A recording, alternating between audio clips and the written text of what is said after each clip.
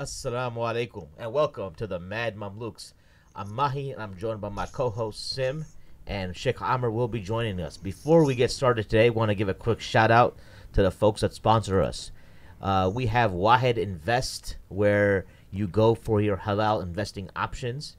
We have mywasiya.com for those of y'all who are single and are looking to get married. I know it's funny because a lot of folks this week seem to have messaged me about struggles finding a spouse, and I recommended that they hit up actually halfardeen.com and then mywasiya for your wills. So Halfardeen, by the way, if you're in Chicago, they will have an event at the Mass ICNIC convention in a couple of weeks for which you can apply to. I think check out Taboo Thursdays, and Baba Ali will give you the information there. We also need money. We appreciate everybody who's been donating. We have got a WhatsApp group with the fans who have been, or the followers who've been, what is $100 or something, or there's different demographics. Yeah. It's $100 to get in the WhatsApp group. Yeah. But if you've already given a little bit, you can just deduct whatever you gave, and then you can join the WhatsApp group. And that group has been blowing up for real. Like it's like you look now. If you don't, like, some people will be like that's too much for me. But like I remember you going for a couple hours and like 400 messages. Well, that's so some of those days are like that. But then sometimes people just want to directly interact with us and get their sometimes you want to recommend a guest. That's the best way to get heard, because we're all on it, we're all seeing it, and you can interact with us directly about it, and we can kind of share thoughts about why we should bring a certain guest on the show. Right. And then so you can donate. We have a Launch Good campaign that's going, launchgood.com/TMM. That is going on for another week.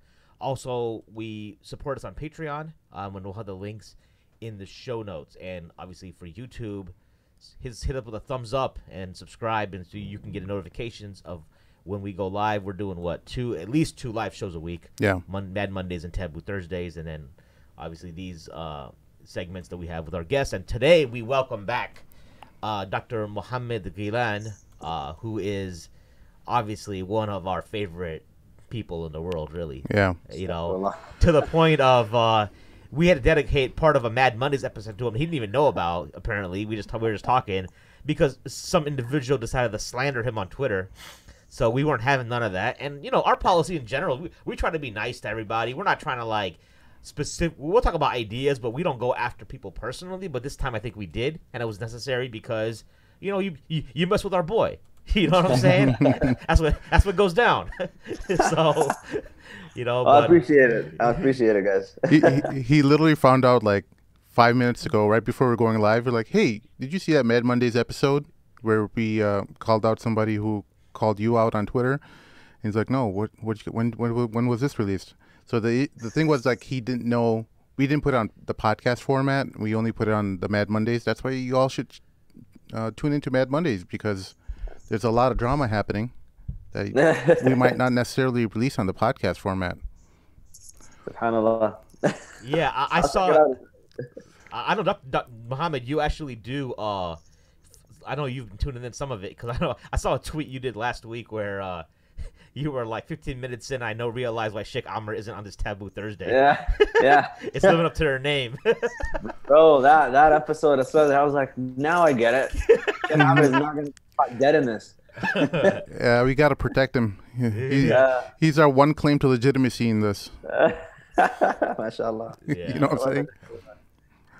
Well, what are your thoughts, real quick, before there's some things we needed to get into, but what are your thoughts on the Mad Mondays or Taboo Thursdays? I know you're a busy guy, changing the world and everything, but you got time for us for our YouTube lives? What are your thoughts so far on some of the stuff we've been putting out on that platform? I like that it seems more casual than the regular podcast. Like the regular podcast, There seems to be more kind of an official. There's an interview, there's a thing happening, there's a back and forth. But with these ones, it just seems it's almost like taking the roundtable ideas and just going more regular with it. Yeah. And the subject, it's true, man. Like, you guys are dealing with things and you're talking about subjects that at least you're doing it as practicing Muslims versus we have this kind of we're kind of schizophrenic, right? Like we talk all righteous and all that stuff, but we all know that behind closed doors, like Muslims are just like other regular people, and they're dealing. And so if you don't have an avenue where you talk about these things in a more from a practicing perspective, like these people are practicing, and they're going to talk about these things, you're leaving the platform open for whoever who doesn't practice to come in and talk about it like non-Muslims do. Yeah. So it's good that there is that kind of platform for this idea for these ideas to be addressed. Well, one of the main things from our perspective was that when we talk to our guests, they are very high profile figures, and we don't want to throw them under the bus by some of our, whether you want to call it reckless or real or whatever, but there's real life ramifications that can happen as a result of just not being careful with your language. And that's true. There's just an army of social justice warriors waiting or sifting through the records of time. When you get big enough, they're going to find something to lynch you with, Yeah. So, and it's amazing because like they're also taking whatever the current times meanings or value systems or whatever that they've switched to, and they project it onto the past, and they say that you did it now, that like there are a lot of things. I was talking to somebody the other day, and we're just discussing how I remember back in the 90s, the way that we used to talk to each other and the way that people would do and say to each other, which were in jest or were just normal kind of social discourse.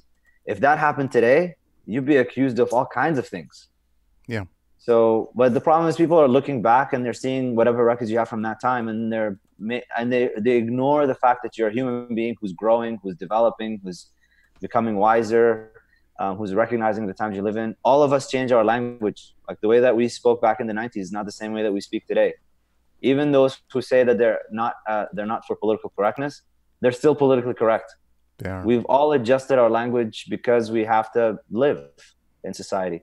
But it's not fair for a lot of people to go back in the past. Unless you're the same person, then okay, fine. You're a terrible person now as you were back then. Fine, you can be called out for it, I guess. But yeah. Dude, you hit on the spot though. Like Sheikh Amr is actually trying to get his way in, or he's in his way. But you hit on the spot with the schizophrenia, because one of my friends hit me up on the side. He's like, "Bro, why'd you have to say erotica in the title for iTunes? Because it's popped up. Yeah. I know. We changed it to romance novels, but I think in iTunes it said it's erotica." I'm like, erotica is a technical term, like, right? Yeah. I mean, don't get me like it's not we're saying like, people say like food porn or some. It's not some slang. It's the proper term for a certain kind of literature that and people are reading it, and like, I think people have a perception that they've got to like brand Islam a certain way to the outside world, and anything that we do, we're airing our dirty laundry kind of stuff. That's what people. That's the feedback I got, man. I don't know what it is. I don't know if we've inherited or we've taken up. This is like a post-colonial kind of side effect from Victorian times. Assalamu alaikum wa rahmatullah. He hasn't heard you yet. Yeah. Let him throw his headphones on. Assalamu alaikum wa rahmatullah. Oh, I heard him from a mile away. Assalamu alaikum ya sheikhi. How's my sheikh doing, man? My apologies, sheikh. I'm late to your dars, man. We're late to your dars. We know how you scholars act. Just like when Sheikh told me, and you can make me do the same thing. If you're late to the dars, you have to stand in the corner and beg for pennies for half an hour. If you make me do that, it's totally cool, man.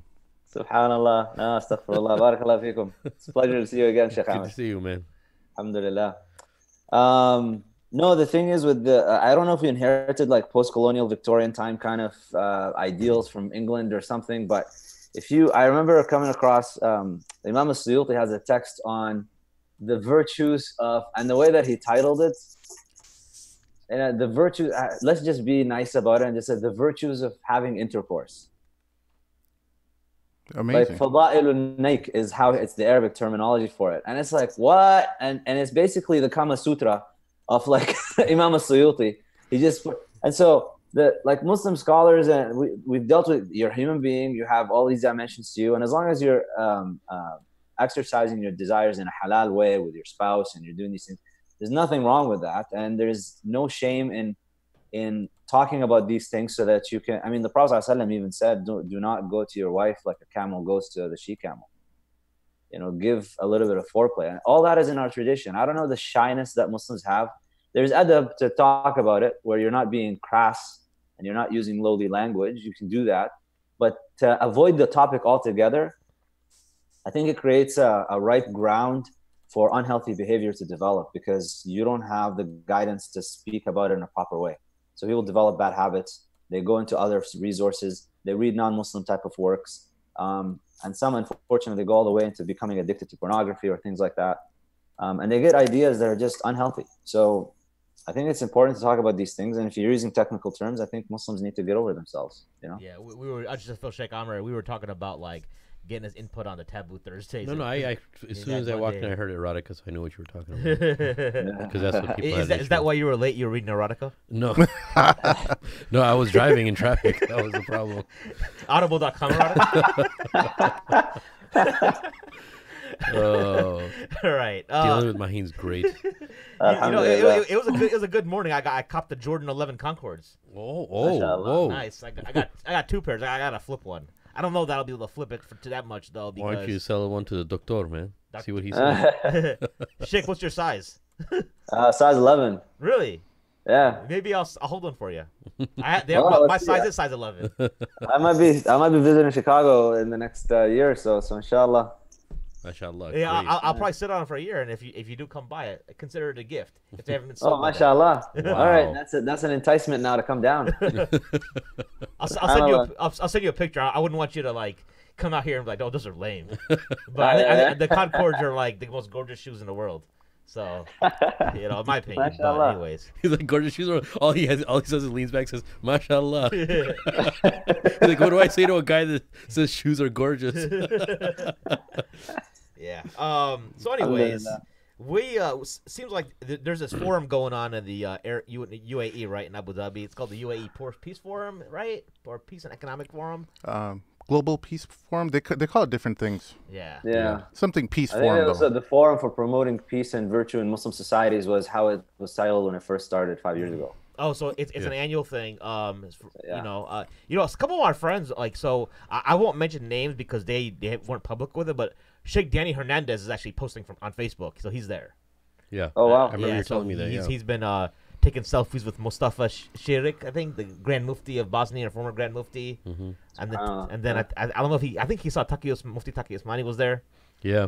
Someone was supposed to give you a lowdown on something. What's happening there, right? We talked to some folks who were there. We got to keep them anonymous, but because they have some. We didn't ask their permission. It's not that they're willfully being anonymous. It's just we haven't asked their permission to be mentioned on the show. So out of respect, we're. Yeah, I mean, I know who they are, right? It's just, or we know who they are. Yeah, but it's always good to know boots on the ground of what's actually happening there, rather than what you read on the news. Right. So, why don't we summarize before we get into that, like what the forum actually is, like what the background is, and then we can kind of talk about what we're hearing personally on the ground, and then obviously we'll get into the big contentious Sheikh Hamza Yusuf's comments. Yeah. And then which has got people in an uproar on Muslim Twitter. Let's start, Ghilan. Can you just tell us what the conference is about? From what I understand about it, because I haven't been keeping up on an annual basis, but what I understand when it started, it was something that was sponsored by the UAE government, and it was under the guidance of Sheikh Abdullah bin Bayya to start this, and I think it was in response to all of the ISIS was really the major impetus for this, and just the violence that has been taking place with different groups that are invoking Islam for their violent resistance, because that's really what ended up happening, especially in Syria, when things devolved to the degree that they have done now. May Allah free the people of Syria and just grant them relief from what they're going through. I mean, so that was and because there was a lot of material that was being put out in the name of Islam, quoting Quranic verses, just really horrific things. Before, if I recall the timing correctly, I could be wrong, but if I recall the timing correctly, Sheikh Hamza put out a khutbah talking about ISIS specifically, and how just evil this thing is, and how they have nothing to do with Islam. And around the same time, we saw this rise of the Forum for Promoting Peace and Virtue in Muslim Societies, and it was Sheikh Abdullah bin Bayya's kind of guidance. Now, the thing with the scale and the magnitude that they're doing it at, you need government sponsorship.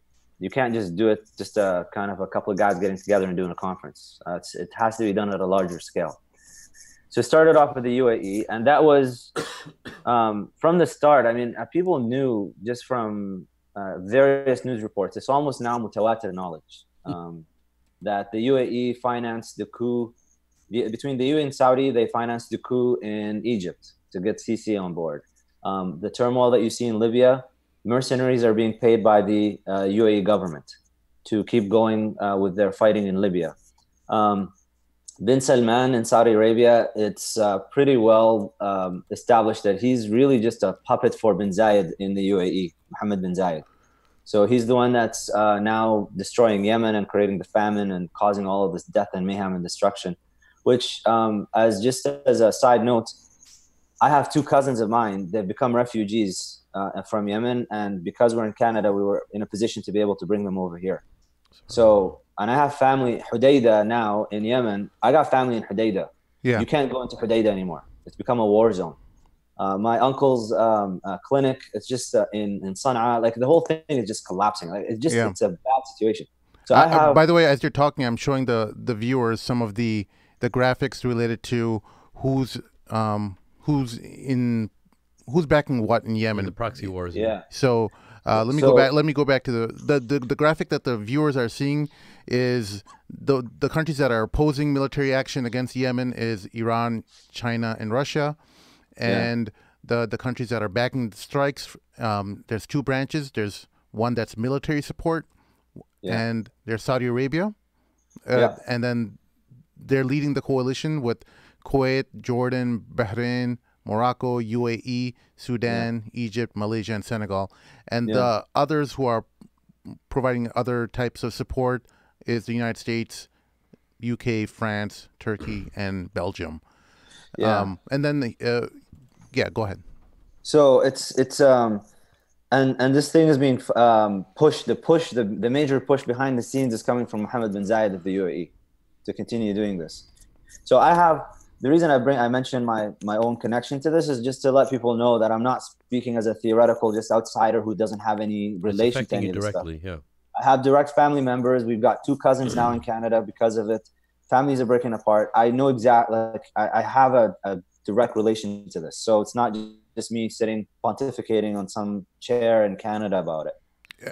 So all of this is taking place. And I would like to add that you are more unique in talking about this because you're also a student of Zaid Shakir and I think Zaytuna as well, right? Yeah. Well, I didn't go to Zaytuna College, but I've studied with Sheikh Hamza. I've studied with Sheikh Abdullah bin Bayya briefly. I've been in the presence of these people. It's to me, it's like again, direct relation. It's not. Yeah. So I know it's like a difficult topic for you to talk about. Yeah. So I have personal experiences with these shuyukh. So my position is unique in that way, I guess, because I've just the personal experiences I've had with Sheikh Hamza or Sheikh Abdullah bin Bayya, and just the interactions I've had with them, and just seeing them and understanding how they work and how they think. Again, I'm not just reading a couple of news bits and watching a couple of clips or seeing a couple of pictures and then making a judgment. There's a lot of background to all of this stuff. So when this conference or this forum that got started, from the very start, it actually drew criticism. It's just now it's becoming even more vocal about it because just the level of escalation that the UAE has been going at, and the Saudis, and Khashoggi's case also, it's in the wake. You got to remember that all this is happening in the wake of Jamal Khashoggi's murder. So people are already on high emotions, and so all this is basically generating the responses that we see now with regards to this. And Sheikh Abdullah bin Bayya's approach to all of this, and I should mention, I'll just mention it just to give some context. His son sent me a message. Sheikh Abdullah bin Bayya's son sent me a message when this whole thing started. And it's because I sometimes, from time to time, I translate some of Sheikh Abdullah bin Bayya's articles and tweets and things like that. So I do that a little bit. And so I have some connection with his son, and we go back and forth. And he sent me a message when this whole thing started. And he said, FYI, there are some things that are going to come out. You should just be aware that there's more stuff happening behind the scenes that people don't know about. And the way that it's going to come out, it might look some way. Of course. And so, Jazakumullah khairan, thanks for giving me a heads up so I'm not just caught blindsided.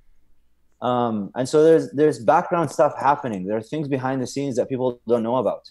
Ghilan, just for a lot of the younger listeners, they don't know. They know Sheikh Hamza Yusuf, but they don't know who Abdullah bin Baya is. Can you just give them a quick background of that? This isn't someone who's like a lightweight in. So this is the other thing with Sheikh. It's good that you brought this up because I was going to forget mentioning this. Sheikh Abdullah bin Baya is, as a scholar, he's not like typical scholars. The things that he's been involved in from a very young age, FYI for all the young guys, you're talking about somebody who memorized the Quran at a very young age, I think 8 or 9 years old or something like that. We're talking somebody who memorized all the different qira'at. He's memorized all the hadith. He literally wrote by hand, he copied by hand, Bidayatul Mujtahid by Ibn Rushd. The whole thing, wrote it by hand. He taught himself French by listening to the radio. He was appointed in the courts in Tunisia for a period of time. He's Mauritanian, but I guess at the time it was this was something that was done. So he was appointed as a judge. He was appointed in Mauritania as a minister of education and as well as a minister of justice. And he was the first vice president of the first president of Mauritania. So from a scholarly perspective, you're talking about somebody who's as traditionally trained and rigorously, to a degree where it's just like unbelievable the amount of knowledge that Sheikh bin Baya has. And at the same time, he's unique in his positioning because he took on some political posts. So he's been around the block with the politicians, and he's worked with presidents, and he knows these circles, and he knows how they work and how they function and how to deal with them. So whenever you look at Sheikh bin Baya and engaging in these actions, you really have to keep these things in mind. You're not talking about a typical scholar who just spent his time in a library. Yeah. So now we know the major parties involved in terms of what's happening politically, the Yemen issue and Syria and ISIS, and the purpose for the conference, and we know who Abdullah bin Baya is. And you were saying that there's other issues that are happening in the background, and that you may end up hearing some controversy afterwards. And I want to switch over to the video that kind of you're not going to be able to listen to this, but the listeners will be watching a video from Sheikh Hamza making the comments during the conference. What we're calling to is the religions that at their core have some profound virtues and values that we all share. Taking care of the hungry, taking care of the orphan, the widow, the needy. These are what the Arabs call makarim al-akhlaq, and they're shared by lots of people. So we have unprecedented number of rabbis, of evangelical Christians, of Catholics, of Episcopalian and Muslim scholars coming together. We've even got Buddhists and Hindu here to call for working together to try to calm things down. The Emirates inside the country. All right, so they just heard some of the comments that Sheikh Hamza made out during the conference, and I think what he's talking about is some of the shared values that the various religions have in common in terms of feeding the poor, taking care of the affairs of the people who are more unfortunate than us. Now, after he made those comments, some people took to Twitter and saying, this is along the veins of, the whole, what's it called, perennial, perennialism and stuff like that. And I didn't get that from it. I can understand some of the other criticisms that, the conference is organized by the UAE government, and there's it's an organized effort from them, and they are doing it as a public relations issue. For young Muslims or people who don't know, the UAE and most of the Arab governments or Muslim governments, that, for that matter, are not the best at human rights. They have hundreds of thousands of political prisoners around the world. They have torture, they commit torture, and they commit all kinds of atrocities against people who are not necessarily just on their team. They're not people. They're people who are of various political parties. They're either part of Islamic movements, or they could be part of other communist movements or whatnot. So, and Western states used to send people to the Muslim governments to get tortured if they didn't want to do it on their soil, to let you know the level of torture that used to occur there, as long as the Western states can be free from that. Yeah, America still does that. There's what's called rendition flights all over to Egypt and all across the world. So our people, our enforcement, our intelligence authorities in the Muslim world are utilized by the Americans to do the dirty work because they don't want to do it anymore because it brings them bad publicity with the whole waterboarding and everything. So they said, "Oh, well, let's just skip that. These guys are pros at it. Let's let them handle it." Matter experts. They have PhDs in torture, dude. It's real. It's real. Yeah. So, in light of that, seeing someone, and just from my own personal perspective, I want to say, Sheikh Hamza Yusuf is someone who held me to Islam. Like, he was someone that you could relate to. That he was somewhat younger when we were growing up. And he spoke quite often in our community over here. And just to see him shift focus ever since 9/11, he became a much more different person. We thought he was inheriting Malcolm X's legacy when we were young. We were like, man, this guy, after you read Malcolm X's books and stuff, you thought that this guy will be the one who will take the reins. But then 9/11 happened. Was for a while. He was the most popular Muslim preacher. He had it all. You know, he was well educated. Good looking white dude. Yeah, good white dude. You know, and he spoke Arabic fluently. He was a Maliki. He had everything that he needed to be a successful next Malcolm X. You know. Yeah.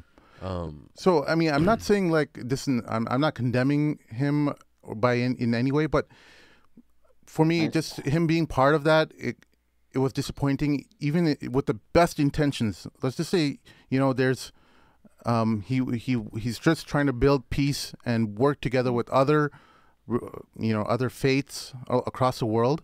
Yeah. Just it being organized by the UAE, it's problematic to me. If it was, a private convention, I think most people wouldn't have a problem with it. I think if it was, you wouldn't know about it. Yeah. Well, let's play the devil's advocate here. Let's say that now. So look, Sheikh Abdullah bin Bayya, he's a chairperson. He's a chairman of this organization, right? So in June, was it June or July 2018, where Sheikh Hamza Yusuf came aboard, and he started initially by talking about fatwa and how fatwa needs to be changed, in the Muslim world, and how it can be very backwards. And he's a part of this initiative when he was basically inaugurated into this organization. One thing that I see, and I'm not saying what's right and wrong, but I think we have to look at one thing. Nobody joins, especially someone like Sheikh Hamza Yusuf, and be like, he doesn't think, okay, UAE is a part of destroying Yemen and the Muslim world, so I'm going to join. Nobody really does that. Yeah. Right? We have to be very honest. There's a lot of people out there that I heard talking about this, even on some forums and online, like, how dare he be a part of this thing against murdering the Muslims? I was like, okay, did he really join this? You have to be honest with yourself. Put your emotions to the side. And did he be like, yes, I'm going to get on this because they're attacking Yemen? No Muslim does that, right? Forget about the leaders. I'm talking about a Muslim scholar wouldn't do that. Number two, I don't think, as far as Sheikh Abdullah bin Bayya is concerned, Sheikh Abdullah bin Bayya has always been one of those people. He looks and tries to see where Muslims are and find platforms where, Muslims can be helped. Like, for instance, in the United States, he's the one who pushed this whole concept of, fiqh of minorities and fiqh al-aqaliyat to a certain degree, right? He was a part of raising awareness that if you're a minority, you should have a specific type of fiqh. So what was he doing there? He was taking a legacy of what the past was and bringing it to the Western world so we can have our own set of rules, kind of like an updated, not in a negative way, but using usuli principles in the Sharia. So you have Sheikh Hamza Yusuf, you have Sheikh Abdullah bin Bayya, who've always been individuals who tried to help the Muslims, and if they find a platform, they're going to utilize it, and they really don't care what people are going to think, because it is a platform. So this is how I see it. Yeah. And we can keep this open to discussion. To them, it's like, okay, this is an international conference that UAE is running, and they're basically, in this whole war and everything, they're responsible for the entire Arabian Peninsula as of right now. And they're the ones who have the most money, and they have the capability of promoting anything they want right now in the whole world. And the Muslim world's going to know about it. So why not jump on this platform, even though we are completely disgusted of what they're doing? It And I'm goes not saying back this to is right and it wrong. goes I'm back not to the talking about- age-old question, Ustad Ghilan and Sheikh Hammer, pragmatism versus principlism. Yeah. The pragmatist will say, like, hey, we have a forum that's been funded by the government that can build bridges with all the other faiths in the world. The But isn't any- principalist will say, no, there's no way, in no circumstance will I ever utilize government help, especially an oppressing government, to meet my objective, because that's what the objective is, right? To build peace among all the various faiths across the world, and you want to unite on shared values that all the faiths have across the world. Yeah. Now, how do you want to do that? There's the principalist approach where you use let's just say crowd-funded approach or private money and get that event organized, or you can have the top level. You have $1 million+ spent on that event, and you have anyone comes from flown in all across the world, and it's a very well organized effort. It looks beautiful. It'll be all over YouTube and the internet, and there'll be media covering it.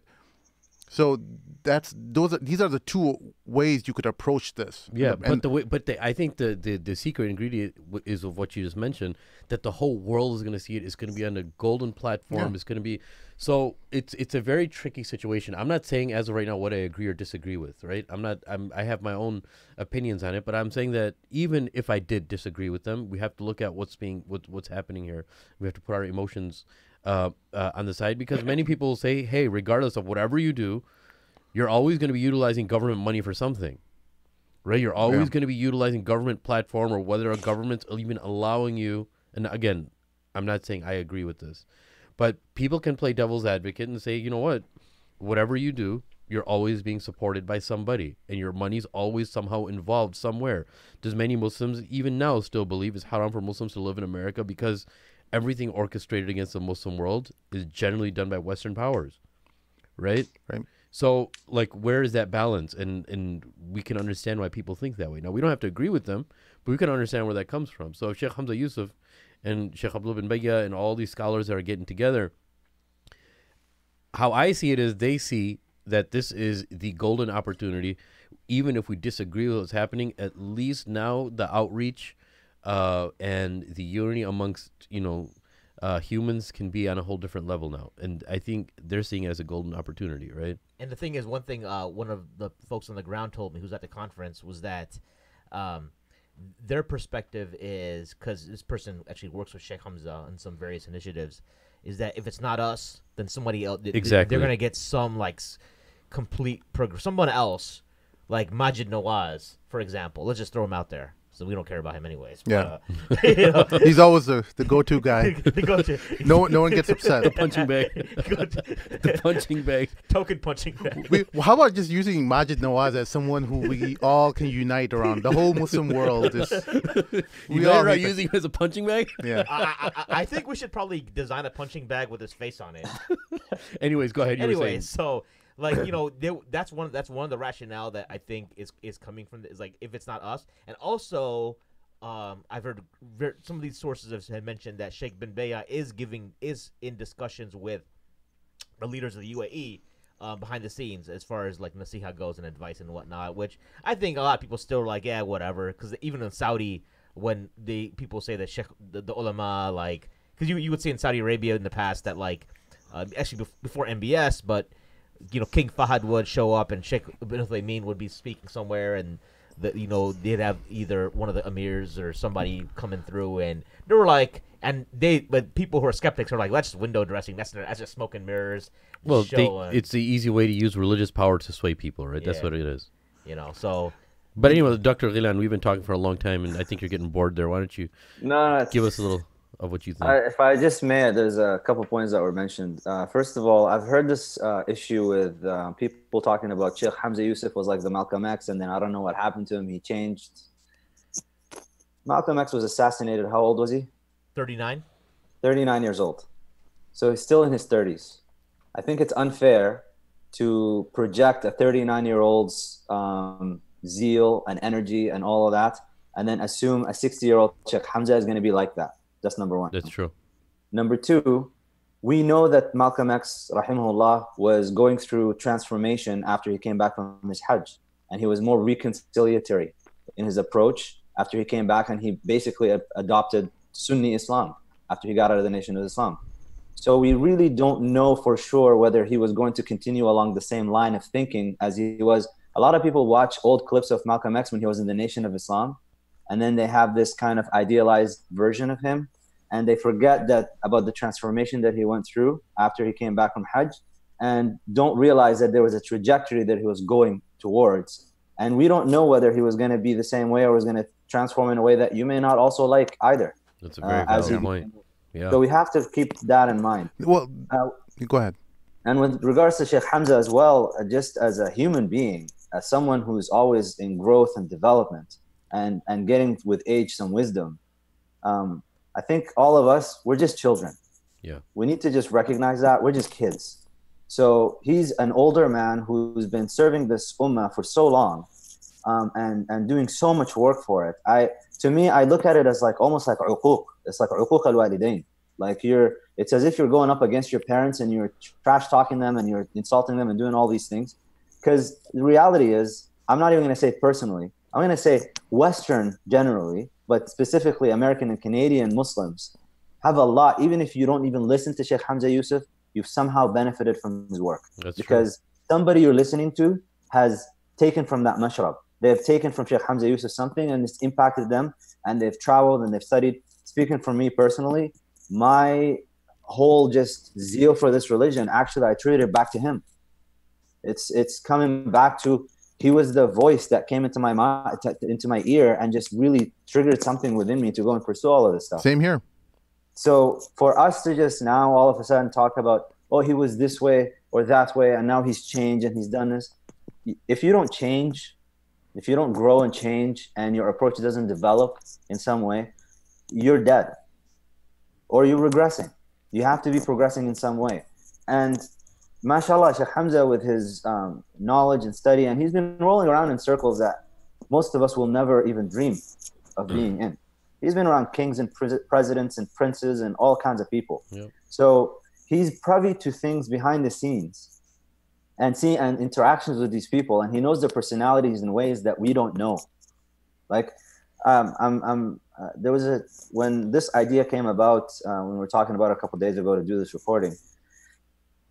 I don't know if you guys remember, a few weeks ago there was a so-called terrorist attack in Melbourne.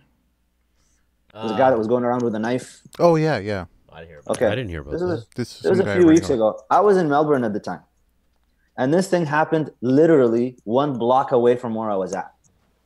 Now, I didn't know it happened. I had no idea. We were a block away, and it's as if nothing was going on. We're just enjoying our time, and we're just walking around and touring and just checking out the city. I come back home, and I find just a barrage of messages from my parents, from my sisters, from my brother. It's like, are you okay? Is everything all right? Because they know I was in Melbourne, and I thought, the next day you see in the paper, massive like terrorist attack in Melbourne. On the ground, none of that was going on.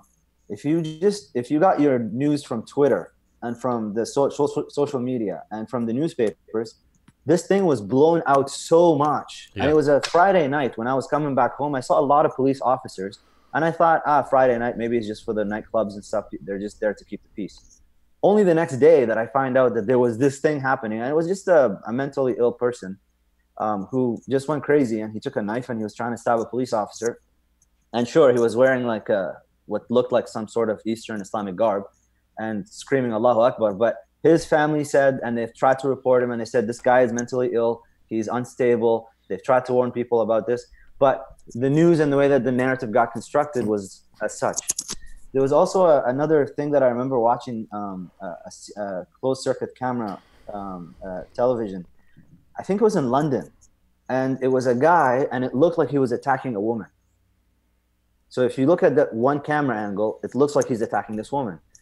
There was another angle, there was another camera taking another angle shot, and when you go to that one, as soon as he tackled this woman and took her out of the way, a car came through and hit the wall where she was standing. Now, she was just busy with her phone or doing something. She wasn't seeing the car coming. Now, if you just looked at one camera, you would think that this guy's attacking a woman. What an evil person. But then you look at the second camera and you realize he was saving her. So literally, just based on camera angle, you can get somebody to look like a villain or look like a hero. Now, a lot of what we see with Twitter, with what's reported about this conference, with what you see on the face value of it, even the statements that are released, the fact is we don't know what's going on. As the usuli say, the ulama tell us, al-hukmu ala shay' far'un an tasawwurihi. Judgment over any matter is a branch, is a consequence. It's related to your conceptualization of it.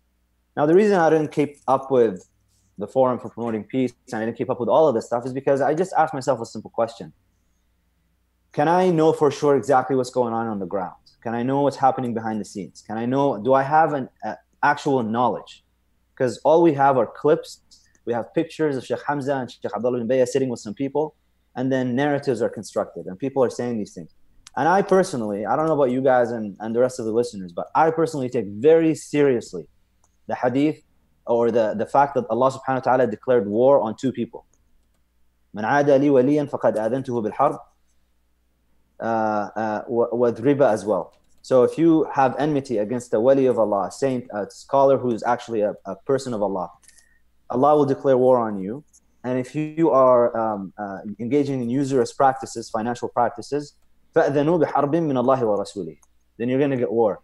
So now what we have is, by and large, and I really don't mean this to come across like I'm just condescendingly attacking people, but let's just call it what it is and call the facts what they are. We have a lot of people sitting in mortgaged houses attacking the scholars. It's like the double whammy. You're going to sit there with your credit card debt and your mortgage house, and then now you're going to start talking and trash talking the scholars. And I asked myself a question. Okay, you take down all of these scholars. Who's left? Who are you trying to get your religion from then? And you want to tell me, the bad opinion of Allah really astounds me. You want to tell me that Mufti Taqi Usmani, Sheikh Hamza bin Bayya, Sheikh Hamza Yusuf, Sheikh Abdullah bin Bayya, all of these scholars and preachers and da'is and people that have served this ummah for all that long, somehow Iblis managed to successfully misguide all of them together for the last 5 years and put them all into this conference. And you are the grand mufti Puba, like saint who sees the truth. And all these people have become misguided. If all of these people have become misguided at a whim like this, then none of us have any hope. Yeah. Is there a number? How many scholars and muftis of countries are there as of right now? Was there a number given? A general I don't think number? they gave a list of everyone who went, but well, it's a mixed list. It's a mixed list of people who we assume they are on the haqq. We assume that they are people of Allah, and there are people who we know that they're problematic and questionable. It's a mixed bag. It's we can't say for sure, but at the very least, when you look at people that the reason you understand Islam and the way that you do, the reason that you're the activist that you are and the way that you speak about justice the way that you are is because of teachings that you've gained from these very people. Yeah. So you have to really, I mean, the question I asked myself, okay, the UAE is doing all of these things. They're doing all this evil. They're attacking, they're causing a famine. How do you know that had it not been for the presence of Sheikh Abdullah bin Bayya and Sheikh Hamza Yusuf within these circles, how do you know that it wouldn't have been worse? How do you know that they're not pushing the brakes and the damage that you see right now is actually minimized from greater damage? And the reason it's minimized is because they're present and they're there and they're speaking to people. The thing is, we have social media with the call-out culture and everything has to be publicly done and everybody has to declare to the world what they're doing. It doesn't work that way. I'm sorry. The way the world works, these people behind the scenes do things that, I can't remember exactly the terms that he used, but President Obama, after his first election on the 100-day speech, he was asked, I think, something about what was the thing that really surprised you about the presidency. And he said, when you're outside of it, you have a perception of what you're going to go in and do and change. And he said, but once I got behind the scenes, it's not so straightforward. So here's one thing. Now, I'm saying I don't think it makes a difference whether they went to the conference or not. I'm saying it doesn't.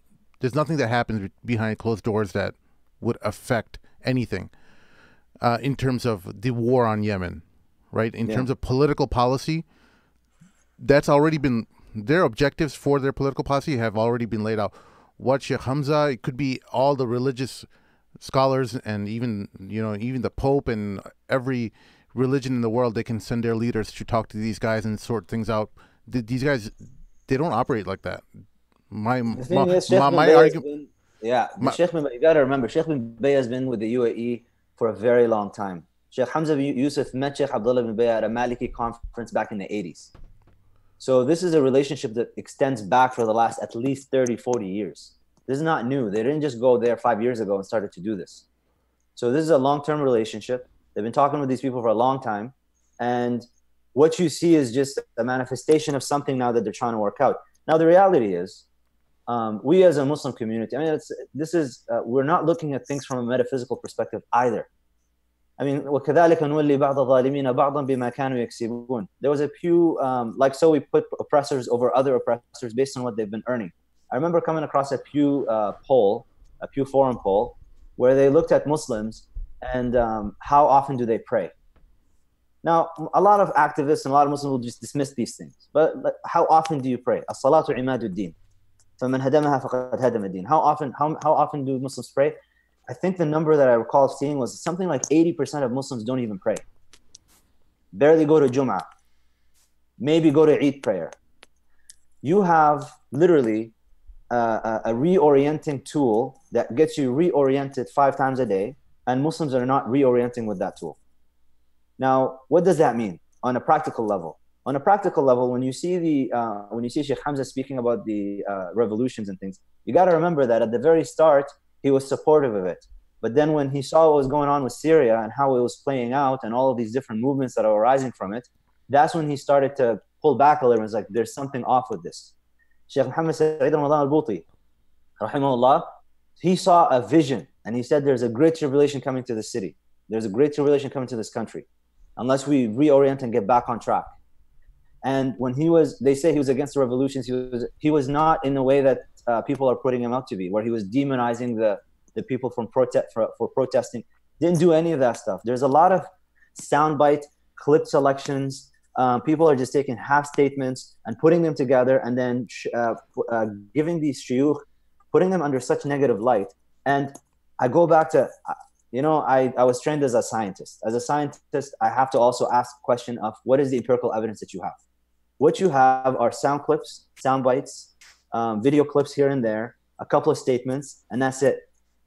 Realistically speaking, that is not enough for you to say anything. Let's just say he made the mistake. Let's just say, even if he did make a mistake about going to this conference, it doesn't. You can't throw the baby out with the bathwater. You can't just negate everything the man's done. He's not infallible. He's not infallible, and everybody makes mistakes. But back to, I think, even the narrative itself, to say like, let's just say he made a mistake. We can't even say that statement. I think that we are in a position we really have to look at our own selves. How much do you actually know? We don't know anything. We just saw a couple of clips. We heard a couple of statements. We don't know the whole story. We don't know the whole context. And then we're issuing judgments and casting judgments. But what we do know, Ustad, is that we know most of the Muslim scholars, at least from the West, and they're boycotting a lot of these type of events. Okay, they don't want to be participant to any of these.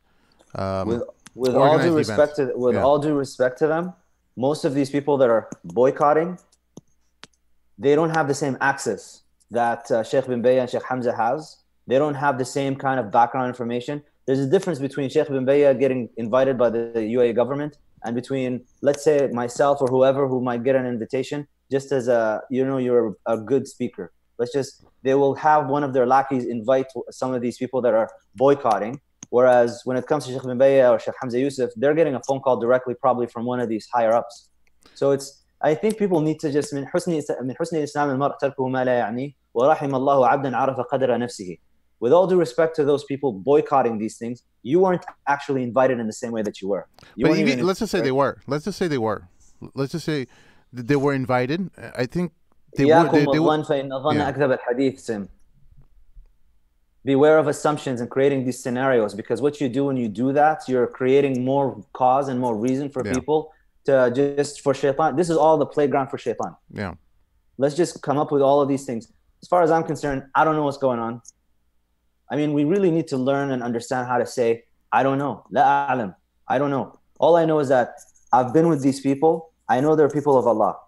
And I know, and I have a good opinion of Allah that He's not just going to take all these followers and misguide them all at once together. This is Iblis's master plan. Let's just disconnect the community from its scholarship. And then who do you have? مَنْ لَا شَيْخَ لَهُ فَالشَّيْطَانُ شَيْخُهُ. Whoever doesn't have scholars to look to, then shaitan is going to be your sheikh. So I really, I say tread with trepidation with this stuff, you know. And I get that. The thing is, for me, it's like you have all kind, you know, من حسن إسلام المرء تركه ما لا يعنيه. From the beautiful Islam of a person is to leave that which does not concern you. You have Stephen Covey in the 7 Habits of Highly Effective People. I always bring this up to people. You have the circle of influence and the circle of concern. What can you actually do in your life where you can have an impact on something right now? Because if you look at all of these things and the discussions that we're having, we have no tangible impact on anything that's taking place. But as we engage in that, the impact that we have is actually negative on our own spiritual state. Sure. So we're doing shaitan's work for him. And he's just sitting back and just chilling and having his shisha and enjoying seeing Muslims trash talk and do all of this thing about the scholars. Am I saying that there are no scholars for dollars and there are no ulama sultan? Of course there are. These do exist.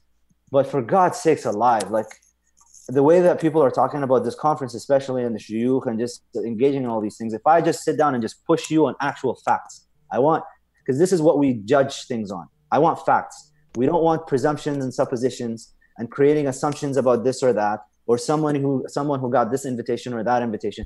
We don't know any of this information. We have no idea. All of it is just hearsay, and hearsay is just, it's another sin of the tongue. Yeah. Prohibitions of the tongue we're just engaging. That's why they say luhum al-ulama masmuma. This is where it comes from. Because the second you take down the scholars, they are warathatul anbiya. Now you've taken away the inheritors of the prophets. Who do you have? You're going to listen to activists who don't even know how to recite the Fatiha properly. They're going to be your moral guides.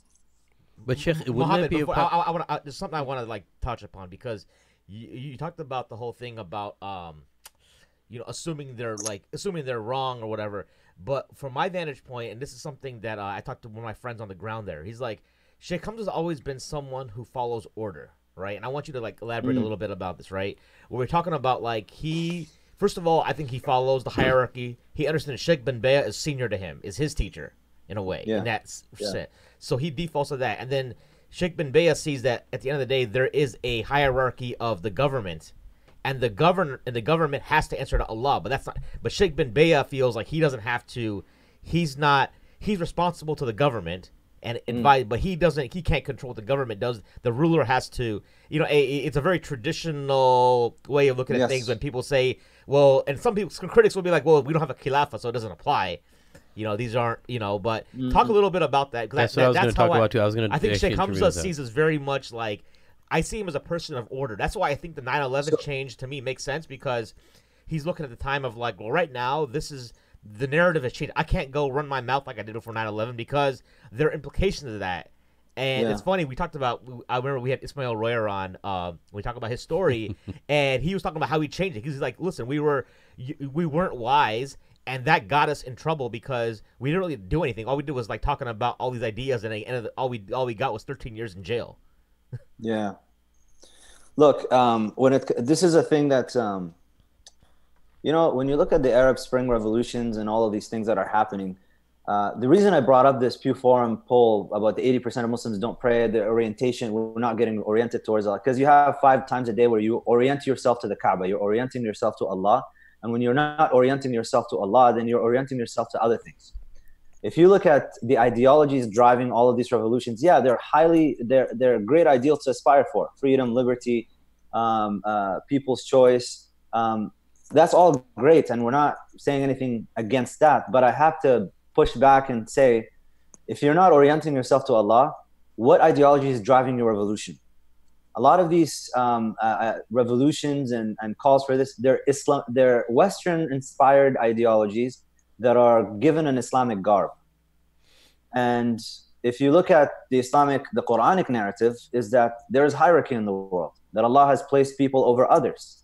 And this business of we're all equal and we're all the same and there is nothing different. Yeah, we're equal in front of Allah, but some of us have been placed over others. And that is a responsibility, not as a privilege. So when Sheikh Hamza comes with that, the reasoning process, the lens that Sheikh Hamza or Sheikh Abdullah bin Bayya, the way that they look at the world is actually alien to the way that activists and a lot of Muslims today, and I'm including myself in that, we're all damaged by the education system that we've gone through, which has basically, it's not a traditional way of looking at the world. Hierarchy doesn't exist for us. We think that we're the same. My relationship with my parents is as equals. It's not even like they're above me. You know, this is how we live now. So when Sheikh Abdullah bin Bayy and Sheikh Hamza Yusuf and others engage with the governments in the way that they're engaging in, and you got to also remember that the culture there is different. Arab culture, specifically Gulf Arab culture, and how they receive advice and counsel, it's also different. A lot of us were just projecting how we would do things in the West, and we assume, which is its own form of colonization if you think about it. We're assuming that they should receive the information and the advice and act in the same way that we act in the West. But why is that? Why do we make that assumption? So they reason through a traditional lens, and they're working through the Quran and the Sunnah. And that's how they're working through it. The Prophet ﷺ says there's a hadith in Sunan al-Bayhaqi, and he said, دُعِيتُ إِلَى حِلْفٍ أَحَبُّ إِلَيَّ مِنْ حُمُرِ النِّعَمِ لو دعيت إليه في الإسلام لأجبت. He's talking about Hilf al-Fudul, the Treaty of Fudul. So there was a man that came from Yemen. He was a merchant in Mecca. He was cheated out of his money, and one of the chiefs of Mecca tried to not pay him, and he went and he complained. He recited poetry and he complained about what was happening to him and the oppression. So the zeal of the Arabs, you know, the Nakhwa, they all got up and they said, we're gonna all go together on like a covenant. We'll make a bond with each other, a covenant that if any oppressed person comes to us, we will help him. Even if the oppressor is one of us, we will make sure to stop him. And so he ﷺ said, if I'm called to this type of treaty, to this type of covenant, if Fudul was still around, yeah, I would answer it. I would be a part of it, yeah. Yes. The implication of that is, if Sanadid Quraysh, the kuffar of Quraysh, called the Prophet ﷺ to that type of thing, he said, I would answer it. Yeah. The other thing is, he ﷺ, عَبَسَ وَتَوَلَّى أَنْ جَاءَهُ الْأَعْمَى. What's the story behind the surah? He ﷺ was talking to the kuffar of Quraysh, the chiefs, the big wigs.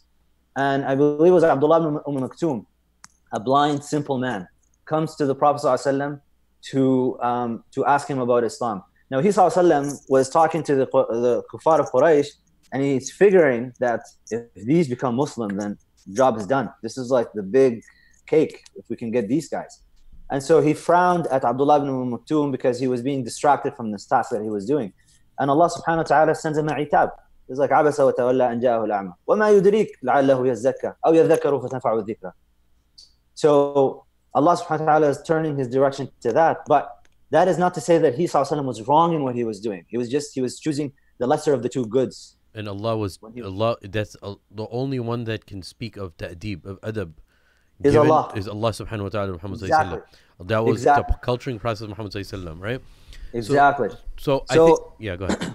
So just to finish that thought is, if you saw the Prophet ﷺ talking to Quraysh, right, and someone took a snap picture of it, and let's say the Muslims in Habasha, after the Hijrah, they get sent a tweet of a picture of the Prophet ﷺ sitting with the Quraysh, the disbelievers of Quraysh. What are they going to say? Like, how can he talk to these people who oppressed us, who kicked us out of our lands, who've done this and that? You have to have, I think our problem is that we don't know even how to have trust anymore.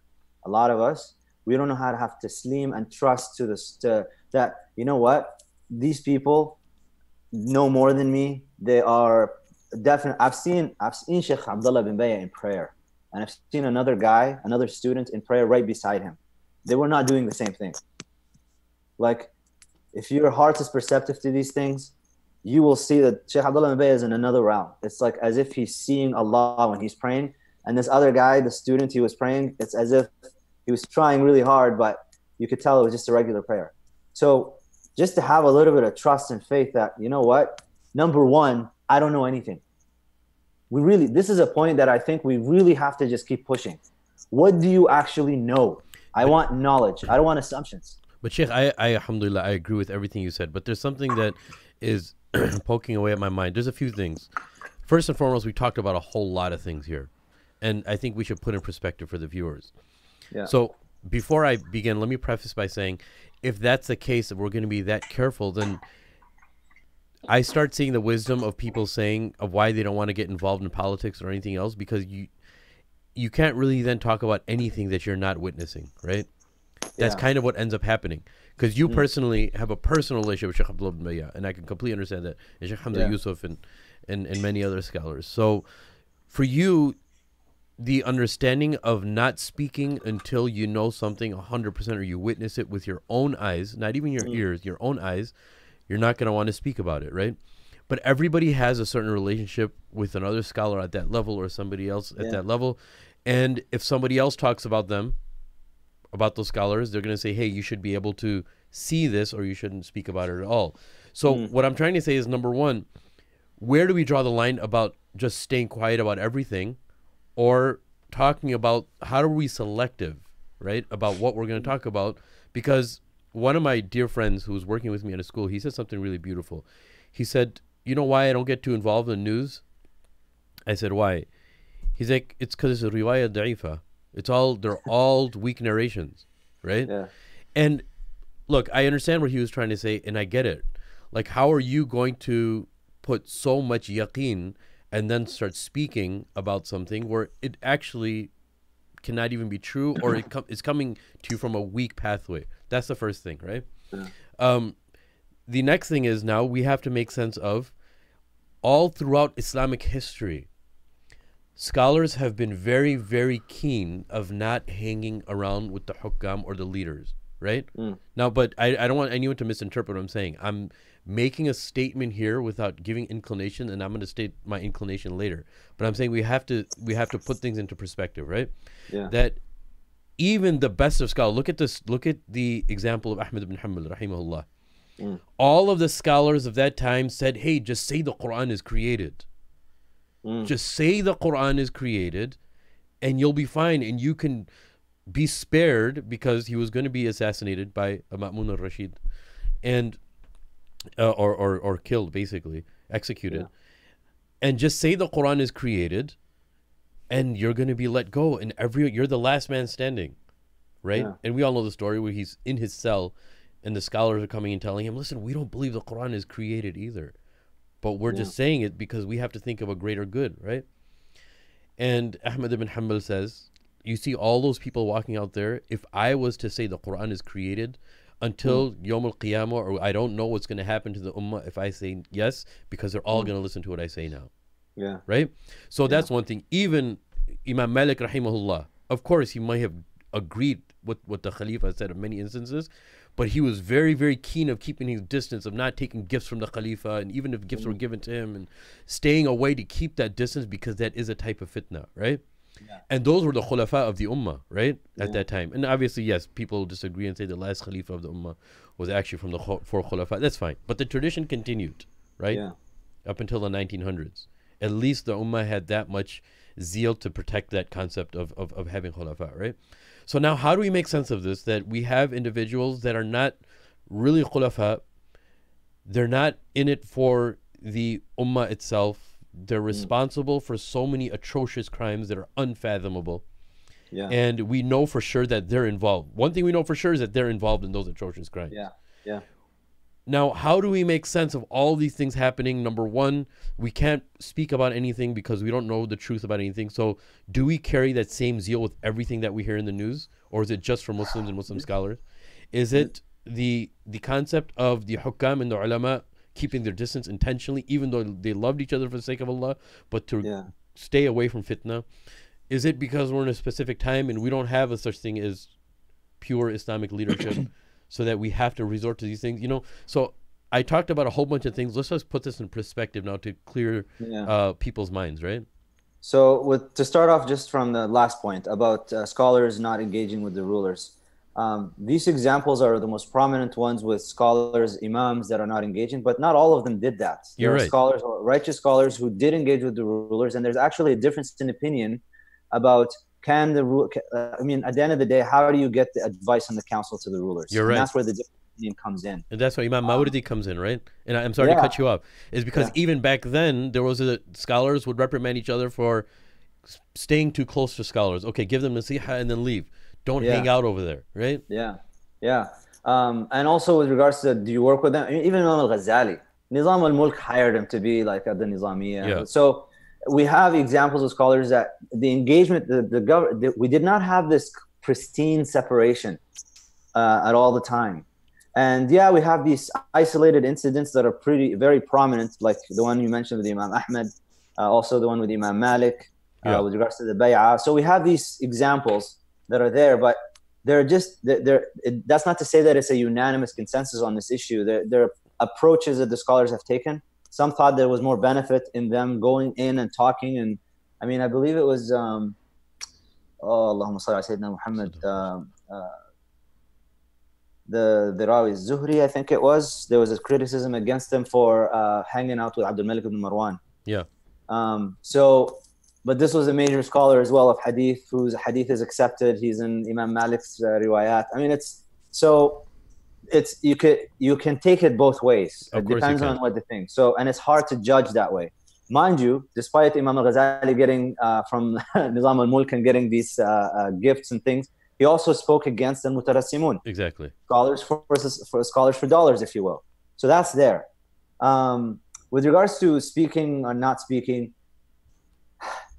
this is one of those things, if you read Technopoly, Neil Postman, technology has its own moral system and values that it imposes upon us, and it creates these new questions that people of the past would have never had.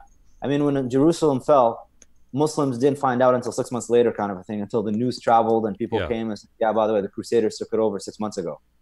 But now we have this illusion of relevance driven by Twitter and social media, where you have immediate access. And the Prophet ﷺ said, يحدث المرء الكذب يبلغ الآفاق. In an instance, someone can say a lie and it just goes and crosses the horizons. Yeah. So that's crazy. When your friend was talking about riwayah da'ifa, it's a weak narration, he's right. Like, you're getting these news bits and things and you're getting isolated. And tweets, I mean, you have no context. That's the thing with Twitter. Twitter is where context goes to die. So you're getting tweets and you're getting images that, and then I've seen people like Muslims, I'm sure they're well-meaning, you know, I don't want to say that I think they have ill intentions. I think it's just a lot of emotions that have taken over people, because what's happening is you're reading about all these things and you're watching what's happening all over the world. You're getting riled up about it. You're getting emotional, rightfully so. You're getting angry about all these things. And then you see a picture of Sheikh Hamza Yusuf, Sheikh Abdul Rabeh sitting with so-and-so or so-and-so. And so obviously you're going to get angry. But I think that's why I keep going back to the point of, what do you actually know for sure? Yeah. And how is this relevant to you personally? Like, what can you do about it? Yeah. The fact is, let's just be honest with ourselves. We can't do anything about it. I can't do anything about this. The only thing I have in my power for the people of Syria, for the people of Yemen, for all these people that are going through oppression, is dua. That's the only thing that I can do. I think it's. But I agree with what you're saying. I agree with what you're saying. Sorry to cut you off. But, you know, even a lot of these revolutions were started, you know, with people who were sitting in the States, right, giving direction to people in the Muslim world, right? I understand what you're saying. The most we can do is dua. But as far as the general populace is concerned, raising awareness and changing their motive can actually be very much done. I mean, honestly, I think that's one of the main reasons why, you know, the Mad Mamluks or you yourself have a podcast, is we can actually change many minds that are very influential individuals, right? When we're talking about certain things. And I'm not saying that that's not what you're talking about. Yeah. I go back to a thing, since we mentioned Imam al-Ghazali. One of the criticisms against Imam al-Ghazali is he said nothing about the Crusaders. He said nothing in all of his writings about Al-Quds. And in fact, he visited Al-Quds when it was already in the hands of the Crusaders. And he says nothing about them at all. Wow. So people said, how can he not say anything? It's like two responses to this. The first one is, he saw that other scholars were calling for jihad and calling for this and get back to Jerusalem, and it wasn't working. So it would be stupid to keep repeating the same thing once again and expect different results. But the second thing, and most importantly, Imam al-Ghazali was a physician of the soul. At the end of the day, Allah subhanahu wa ta'ala, قُلِ اللَّهُمَّ مَالِكَ الْمُلْكِ تُؤْتِي الْمُلْكَ مَنْ تَشَاءُ وَتَنْزِعُ الْمُلْكَ مِمَّنْ تَشَاءُ وَتُعِزُّ مَنْ تَشَاءُ وَتُذِلُّ مَنْ تَشَاءُ بِيَدِكَ الْخَيْرُ إِنَّكَ عَلَى كُلِّ شَيْءٍ قَدِيرٌ. So Allah says in Surah Al Imran that, say, oh Allah, you are the possessor of dominion. You grant it to whomever you want, and you take it away from whomever you want. You elevate whomever you want. You debase whomever you want. Everything is within your power. It's very hands off, but for a relationship with Allah reasons, right? That's what. Yeah, That's exactly the reason I think why you mentioned that verse. I didn't even think about it that way. Subhanallah. Well, I'm mentioning it because when Musaylim al-Kadhab sent to the Prophet ﷺ, Yeah. and he said, let's split the land half and half. I'm a prophet, you're a prophet. And he ﷺ just laughed, and he told Ali ibn Abi Talib to just flip the page and just write back on his letter, إِنَّ الْأَرْضَ لِلَّهِ يُورِثُهَا لِمَنْ يَشَاءُ مِنْ عِبَادِهِ وَالْعَاقِبَةُ لِلْمُتَّقِينَ. That the land is Allah's, it's not mine. And Allah grants it to whomever He pleases. So having that kind of spiritual orientation to understand that, number one, we're all going to die. None of us is going to last here. We don't possess anything. We're not kings and queens. Everything you have is just on borrowed time. And you're going to the only thing you're going to go to your grave with is your kafan, the white shroud. Yeah. That's it. So, okay, what do you need to do then to fix this? You want Jerusalem back. You want all these things back. Great. You want all this oppression to stop. Imam al-Ghazali didn't say anything about Jerusalem, but within a generation, Salah ad-Din al-Ayyubi came. And Salah ad-Din al-Ayyubi, what formulated him? In the biography, I can't remember, I think it was Tabaqat ibn, I can't remember which Tabaqa I was reading, but the biography of Salah ad-Din al-Ayyubi, 2 books he always carried with him, the Quran and Ihya al-Din. And so we pride ourselves, look, Salah ad-Din, look, he went into Jerusalem, but he didn't do to the Crusaders what the Crusaders did to the Muslims. I mean, we know, we have reports. They wrote journals. The Crusaders literally went into Jerusalem, killed Muslims, cut them up, and made stew and ate it. So I've actually read this in personal accounts from Crusaders that are published, available. You can read about it. So Salah ad-Din al-Ayyubi goes in and he doesn't do any of this, and he's merciful, and he preserves their churches, and he doesn't break anything down. Okay, we like this story, but what kind of a spiritual state was Salah ad-Din al-Ayyubi in for him to be able to do that? What kind of a spiritual state is Ali ibn Abi Talib anhu was in when he raises the sword, the guy spits in his face, and he pauses at the most crucial moment before he strikes the guy. And he says, all of a sudden, I feel like my nafs now is getting the best. This is for my nafs and it's not for Allah's sake anymore. Yeah. So we are not in that position. Let's just call it what it is. None of us are in that position right now. Just this example right now, the way that we're responding to this thing with the forum is clear evidence and proof that we're not in a position to be leaders or to ask for anything about that. Because we can't even, everybody's a leader. This is what social media does. Everybody's a leader. We don't know how to be led. One of the marks of a good leader is that you trust your leader and you go along just to say that this person is more experienced and we elected this person to be in that position. And Allah has put that position for that person because look at how much knowledge they have. We don't even know how to do that. So we read about the news, we read all these things. That's why I stopped personally over the past 6 months. I was like, how is this? I asked the listeners, just do this exercise. Everything you read about today, just take a log of it. And then come back a week later and look at it and see how did it change your behavior? How did it impact your life? How did it change anything that you do? You will find that it'll probably be nothing. So that was wasted time.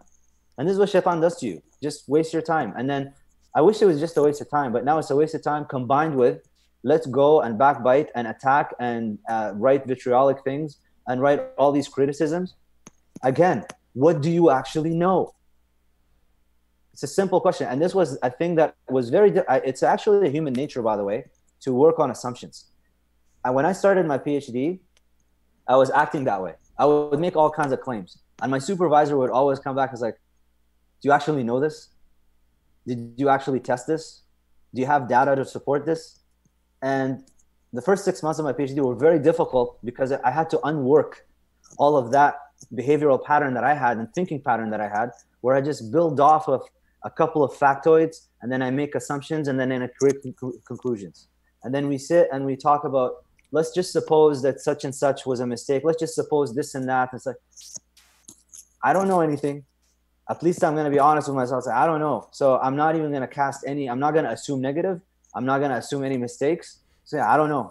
And at the end of the day, what you mentioned, this is actually a good point you mentioned, Sheikh Amir, that people in the States directing the revolutions. That is actually one of the problems with these revolutions. You have outsiders who are not living on the ground, seeing how things are, and declaring onto people what they should and shouldn't do, driven by ideologies that are, let's just face it, un-Islamic. Yeah, rationalism. Yeah, and so now people go through all these things, and now we've basically reduced human lives to be just a thing to be just a calculation. You know, we talk now in terms of collateral damage, you know, shuhada, everybody's a shaheed, and we praise all of these things, and dying for the sake of political causes that we've Islamized. And I'm not saying don't speak against oppression. I'm not saying don't speak against transgressions. Of course, do that. But to do all of that while at the same time forgetting your own self, looking at your own situation, how are you living in your own house? And I go back to the same thing I said earlier. You're sitting in your mortgage house with a wallet full of credit card debt, and you're now you're talking ill about the scholars and declaring enmity to them. Yeah. You're looking for war with Allah and His Messenger. Yeah. And to me, that scares me. I'm gonna pause back. Call me superstitious. Call me whatever. I'm not interested in that game. No, that's good, man. SubhanAllah, it's actually inspiring to know how we see that other spectrum, how careful you should be, and again, all of this we're discussing to, you know, untie knots and to make things clear, right? Yeah. And obviously you already know this, but when we discuss these things, even with Muslims, we have to remember one thing, man, especially in the age of social media. We shouldn't have anything in our hearts for people when we're discussing something, right? Not at all. We're truth seekers. This is just out of concern for... Of course. Out of love for all of these brothers and sisters that are speaking about this, yes. Please, for God's sakes, like, I don't want to see all of you engaging in war against Allah and His Messenger. Exactly. And that's why I'm saying these things. And I want you to just be very clear. If you're going to say anything, just ask yourself, what do I actually know about what's going on? And is all your information just like second and third and fourth hand derived from tweets and a couple of Facebook posts? That's not knowledge, man.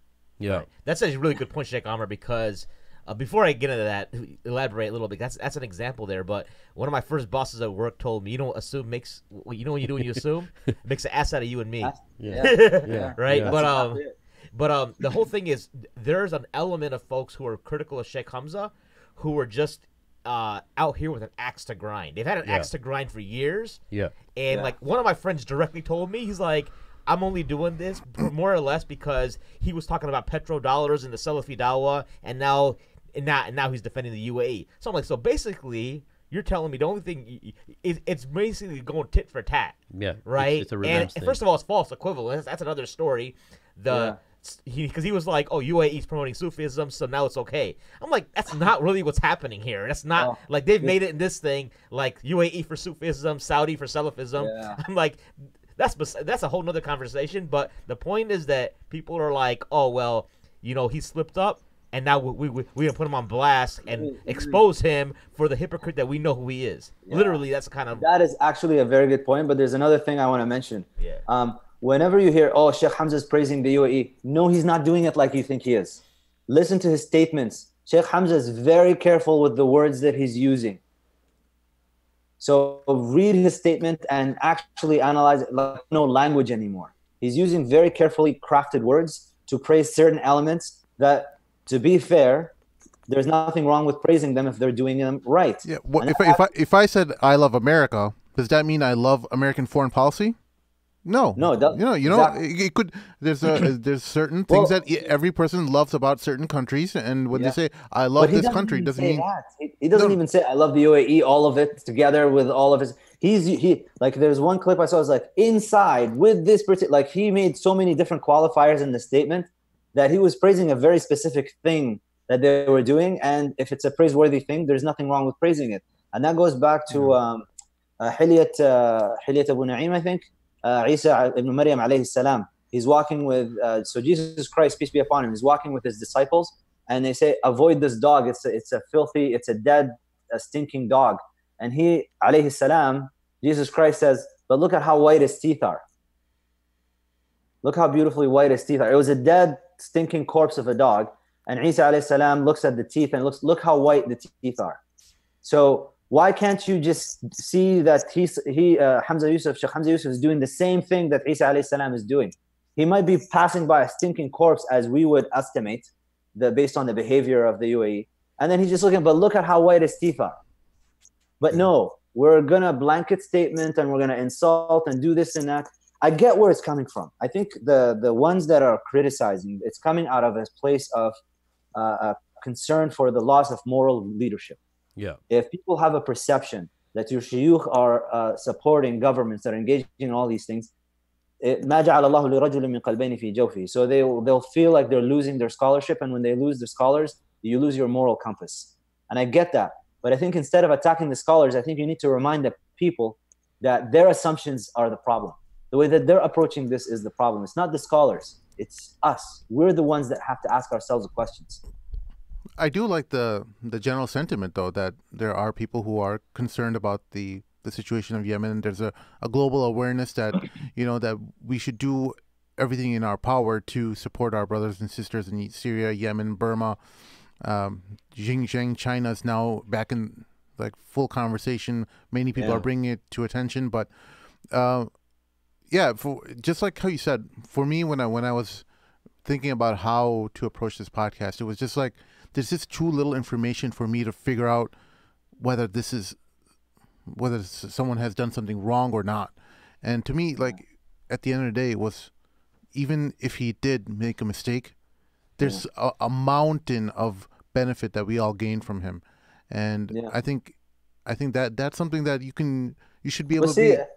I agree with you, but I still go back to this point of, I don't even go as far as to say if he made a mistake, because that still assumes certain things. That makes some presuppositions, and it still creates a little bit of a seed of a problem in your heart towards him. And I just, to me, it's like, I'm going to assume the best of Sheikh Hamza. I would rather, it's like Imam Abu Hanifa, what does he say?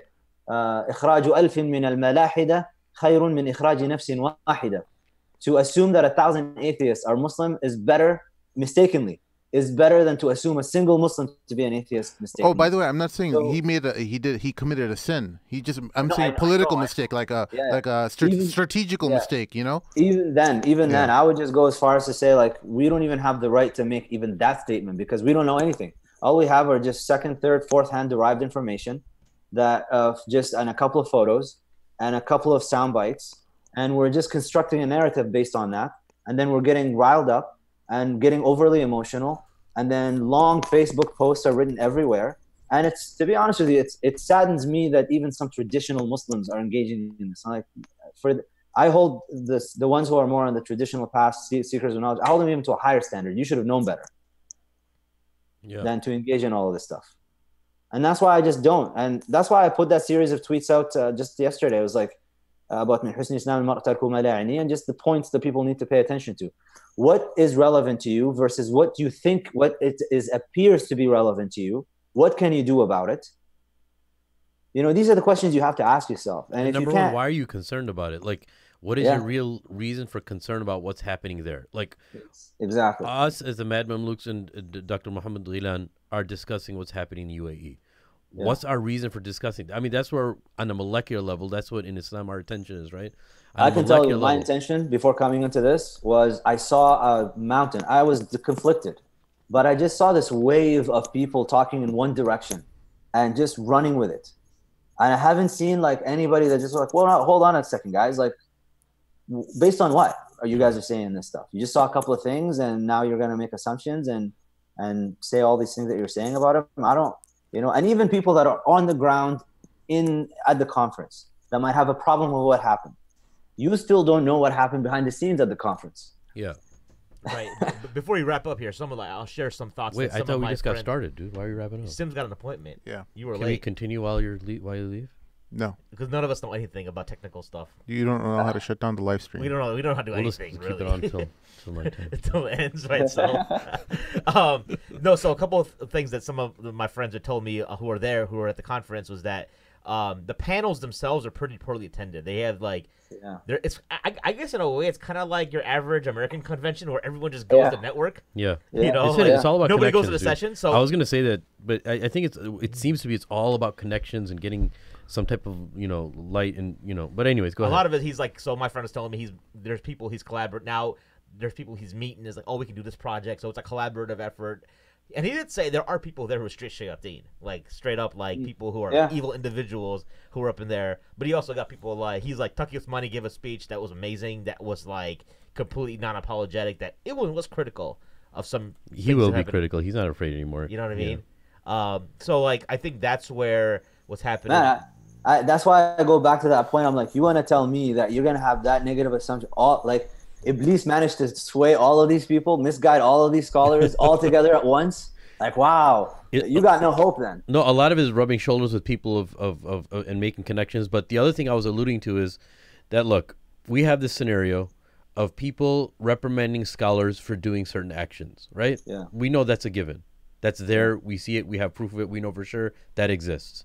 Yeah. So let me ask an individual this. What is it that's causing you to get angry if Sheikh Hamza Yusuf attends something at UAE? It's funded by the UAE. Like, dig deep and think, what's the point of raising noise about that? Maybe you have a valid reason, maybe you don't. But ask yourself first, why are you raising this? Why are you making this issue in the first place? And why is your blood pressure rising? Why is your heart pumping faster? Why are you getting angry the fact that he's physically in a certain country? Yeah. Do you understand what I'm saying? Well, that's obvious because Sheikh Hamza has a lot of, weight, and him giving the way they think. I mean, they're thinking about, like, he's giving them credibility. Like, UAE is purposely trying to make themselves a champion of human rights, and they're trying to show the world how progressive they are. I get it. And when Hamza Yusuf goes over there, he's validating their presence or their claim. We have to distinguish between the reason two why I things here. asked that question is, and I understand that. I'm saying, is our reason for even getting angry, we have to see why we're getting angry. Is it a valid reason why we're being displeased, right? Yeah. Because some people, they're just there, and whether it's all the way on the lower end of the spectrum is some people who just want to get publicity, right? Which is a bad intention. And then you go higher up, it's like, okay, they're not really sure, but their friends are saying it, so they're falling a part of it, right? And then you have something a little higher up, it's like they really respect this guy, or they really respect a sheikh, or they really respect whoever it is, but they're associating with somebody they don't like, but they don't know why that association is there. And then they're completely disagree. They know what's happening, and they completely disagree with the person being there, but they don't know why he's there, so they're angry. And then you have another lighter end of the spectrum. Like, you know what? Maybe there's a reason why he's associating with the enemy, if that's what you want to call it. Or maybe they just didn't have a Snickers bar. But do you understand what I'm saying? Why I asked that question? Yeah. Is because you have to assess every time someone else is doing something, you're getting angry. Like, getting angry is a big investment, dude, right? In yourself. Why are you getting angry? Well, listen. I for one, I get happy when someone gets upset related to things that are a global concern, because I want Muslims to always think globally, and I always feel like, there's always an inclination especially in the Western part of the world, that we should always be concerned about your local location and what's happening in your area. But go ahead, Dr. Ghilan, you were saying something. I was just going to say that we need to also distinguish, just as a final note, we need to distinguish between criticism of the UAE government and talking about the scholars. And I think the fact that the Forum for Peace is happening there's a conflation taking place, where if I speak about in defense, or to just show that the criticisms against Sheikh Hamza or Sheikh Abdullah bin Bayya, and just point out the flaws in them, as if that somehow justifies or is somehow a defense of the UAE. Not at all. This has to be very clearly distinguished in the minds of everybody. The UAE government is one thing. Its ability to sponsor these things, that's another matter. We're talking about a specific thing that they're engaging in, but that doesn't mean that I'm okay, or I'm saying we don't know. I mean, what's happening in Yemen, this information now is, like I said at the start, mutawatir knowledge now.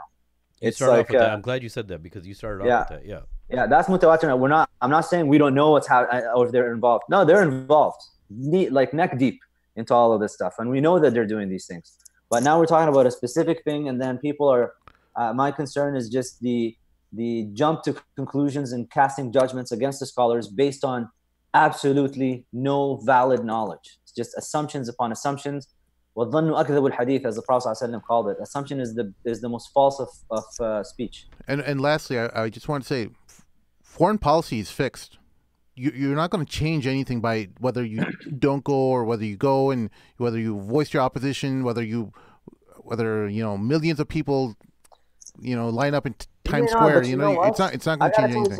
I gotta tell you something. Sheikh Abdullah bin Bayya's presence, even if he said nothing, just by his spiritual presence, I can guarantee you, his presence alone is a break on Mohammed bin Zayed. he's not doing certain things because of the Sheikh's presence. Now, add to the Sheikh's presence that he's talking to him behind the scenes, and he's advising him and he's counseling him not to engage in certain things. I really believe, if you're gonna have an assumption, have this assumption, that had it not been for the shuyukh being there, that what you see in Yemen would have been magnified 10 times. But do you really think, like, this is the question that can come up, and this is a question that intrigues me. Do you think the presence of Sheikh Abdullah bin Bayya and the individuals that have already, they have a roadmap and they don't have respect for any human soul, do you personally think that Sheikh Abdullah bin Bayya has that much sway over individuals that are getting their orders from Western power? It's not even their decision, right? Is it? I believe that I believe in the power of the awliya, man. So No, that's agreed. I understand that. Yeah. So I think that his presence, regardless of who's saying what and to do what, I think just his presence alone, and Sheikh Hamza Yusuf being present there, I have husn al-dhan, وَلَا نُزَكِّ عَلَى اللَّهِ أَحَدًا, but just based on the things that I've seen from them, I believe these people are awliya of Allah. And their presence there is pushing the brakes on these tyrants, and they're not engaging in more damage. And if you say don't be there, you're basically, it's as if opening the floodgates. And so I just go like, you know what? I don't know anything to say or to make assumptions or even to say that maybe they made a mistake. I'm not even going to say that. No, dude, I'm glad you're saying all this, because your principle and your paradigm has shined now. Is that obviously Allah subhanahu wa ta'ala talks about the ulul ilm, the people of knowledge, and the people who have that special relationship with Allah subhanahu wa ta'ala. And you're very clear about that. You said, listen, I believe in what Allah subhanahu wa ta'ala says about his friends, and just the presence of them being there is changing a lot of things. So I'm glad you mentioned that, because that really, it shines to say that, you know, this guy's transparent. This is his reasoning for why he believes that. And the second reason I like that you mentioned that is that many people have taken that out of the equation of what individuals and how much Allah loves individuals and what that plays in the role of this world, right? Because to the person who's the Western mind, they're just going to think, okay, but give me something tangible. That's not something tangible. That's something that's metaphysical. That's something that we can't really put accounts and checks and balances on. But a lot of our deen, we have to remember, has to do with something that's not tangible. We believe in the ghaib. Yeah, that's the first thing. الَّذِينَ يُؤْمِنُونَ بِالْغَيْبِ. Yes. The first verse. All right, I believe in the ghaib. That's the essence of our deen. Yes. I gotta wrap this up, but like the thing is, there's a lot of good discussion on YouTube right now. Oh, on the chat? Yeah. When is your drop dead time? Right now. Less than 15 minutes. Right now is my drop dead time. So tell us this. Oh wait. Okay. Well, how much do we? So there's a lot of like pushback here, to be honest, we might maybe Dr. Ghilan can put this on a podcast. Wait, before we begin, can you give us like a hard stop, like a hard stop, like straight, like stop it? We got like 5 minutes. 5 minutes? 5 minutes? Is there somebody you can call to delay this? No. Okay. Okay. So like so there's Dr. a couple. Ghilan, tell him we should go to 20 minutes. There's a couple minutes. Okay. Hey, let's get to this. There seems to be a point that these scholars are not consulting activists and political thinkers like Mehdi Hassan on whether it is necessary or useful attending these things, because these individuals, these activists and thinkers, probably have more of an insight. No, that's one point. The other point is, like, people are saying that you are just making claims and assumptions yourself by saying, like, oh, Sheikh bin Bayy is a wali of Allah, so therefore let's throw your brain away, because that's more or less what's claim X is a wali and it's all good. The issue of Dr. Ghilan invoked Ghazali selectively to portray him as a pacifist, while Ghazali himself said that there is no khilafah, there's no congregational ibadah will be accepted. I don't think Imam Ghazali ever said that, but people, You know, so basically, because we know quite the contrary. But anyway, you know, so that's pretty much what are the main contentions are. Yeah, there's an example in this of what you were saying, how people just take of what you say and add a whole spectrum to it. But go ahead. Yeah, but like I'm making assumptions. I said already, لا نزكي على الله أحدا, that we do not exalt anybody with Allah, but this is our belief that because of what I've seen from him. So I'm thinking that this person is a wali of Allah, and that's my assumption of him. I just having a good assumption of him, and I already said that. So yeah, I'm admitting to this. Secondly, consulting the activists, I said at the very start that the reasoning, the lens through which we reason is not a traditional lens. So you're talking about consulting some activists and journalists who, let's just face it, are not looking at the world through a traditional lens.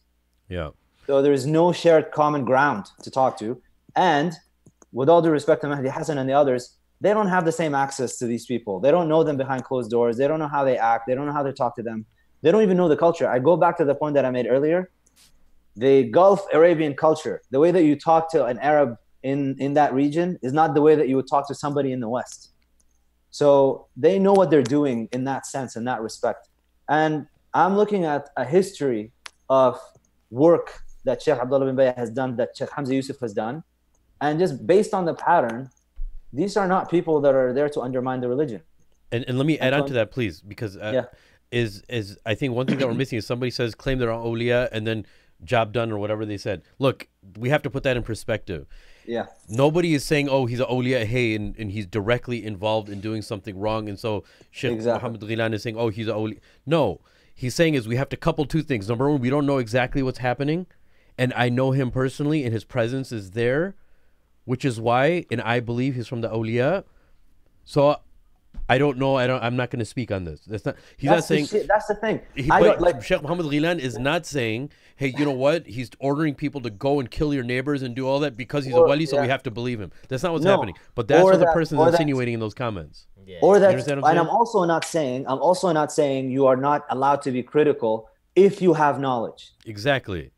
You said that at least 7 times, dude. Yeah, like just tell me, what do you actually know for fact, not things you came across Twitter or Facebook posts. Yeah. And some Tom, Dick, and Abdullah said this or that. I want firsthand, like, what do you actually know? You prefaced it with that. You prefaced it with that. You didn't say, hey, he's there, so that's it. I'm submitting. That's not what you said. No. Yeah, exactly. I just tell me what you know. And if you have knowledge, by all means, be critical. These are human beings. They're all fallible. We don't have prophets anymore. They're inheritors of the prophets, but they're also fallible. They're human beings. They can make mistakes. But you got to have knowledge. And if you don't have knowledge, people just, I don't know, like, we don't know how to zip our mouths. It's all good. All right, we'll go ahead and wrap this puppy up. And for one of the listeners, we will get Dr. Uwaimer Anjum on, because I think that is another voice angle here that two people were recommending. Inshallah, he's saying that his dissertation talks has the reference where he quoted Ghazali's. That's fine. So we'll ask him directly. He could call and we even know that Imam Ghazali, even throughout his life, he changed his opinions on many things, even in Aqidah issues. That's with all scholars. So just because he said something prematurely, Ahmad ibn Hanbal has 4 opinions that may even contradict themselves on one fiqh mas'ala. So come on, man. I mean, I'm not. That's why Imam Ahmad said, "Don't write my stuff because I could change my mind." Yeah, exactly. Imam Abu Hanifa said the same thing. He said, one day I find something sahih, and the next day I don't. So don't take my exact word for everything I say all the time. So, All right. So just to wrap it up with our sponsors, Sim is actually going to go right as well right now with all the pushback he's getting on YouTube. So, and he's using mywasiya.com to do that. You know, so that's his appointment. And after then he has a meeting with Baba Ali to make Hafardeen polygamous. But it's not yet. But right now, if you're single, hafardeen.com. Get your first wife. Is this real? No, he's joking. Well, he said it with a lot of confidence. And then, you never take anything Waheen says as serious. Okay, he didn't preface anything. And then finally, you know, when you get that second wife, you know, second wife is expensive. Somebody's asking me the other day in a WhatsApp group, Maheen, are you seriously trying to get a second wife, or is it a WhatsApp fantasy? I'm like, it's a WhatsApp fantasy because I can't afford one. And that's because, but to change that, I am putting my money in the Wahid Invest, you know, to like make multiple streams of income, you know, put my money where my mouth is and get that second wife. So holler at me in a year. I should be set up good. La ilaha illallah. What a spiel. You know, and for a special guest, Dr. Mohammad. Oh, finally, Launch Good. Yeah, Launch Good another week. LaunchGood.com. Support us on Patreon. Follow Dr. Ghilan on Mohamed Ghilan. That's the podcast name. Andalus Book Club online. I'm a monthly subscriber to that, even though I don't follow anything. I don't know, like it's good work when I check in. So I just gotta, you know, and I'm finally. We got a webinar tomorrow for that, so inshallah. I'm still on Islam and Destiny of Man. So you're pretty far. Yeah, man. Wow. You're pretty far behind, bro. I can't say it. He caught himself. He wanted to say you're a loser when he did it. It's all good. All right. So for our listeners out there, for our special guest, Dr. Mohamed Ghilan, for my co-host Sheikh Amr Saeed and Sim, this is Maheen signing off for the Mad Mamluks. Assalamu alaikum. Alaikum salam. Dr. Ghilan, always a pleasure, brother. Pleasure is mine, Sheikh Amr. Really appreciate you making it.